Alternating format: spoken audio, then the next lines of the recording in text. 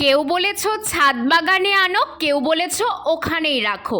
এত কমেন্ট দেখে আমি কনফিউজড। না, একবার ওখানে গিয়েই দেখে আসি। গাছটা যদি ওখানেই ভালো থাকে তাহলে ওখানেই রাখবো, নয়তো ছাদ বাগানে নিয়ে আসবো। আরে ওই যে নয়নতারা গাছটা তোমাদের দেখিয়েছিলাম না, দেওয়ালের ভেতর থেকে বেরিয়েছে, সেটার কথাই বলছি।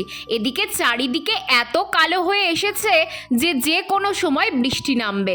তাড়াতাড়ি যাই বাবা। কিন্তু এসে আমি আবার বাকরুদ্ধ। এমনটা কেন বারবার হয় বলো তো? আমার আশাটাই বৃথা। কার এত শত্রুতা?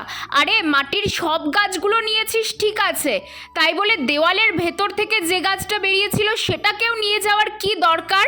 ভেবেছিলাম ওই গাছটাকে এখানেই যত্ন করে বড় করে তুলব, কিন্তু ধুর, কথায় বলে না মানুষের চোখ শকুনের চোখের মতো, সত্যিই তাই, ভালো কিছু দেখলেই হাত চুলকায়।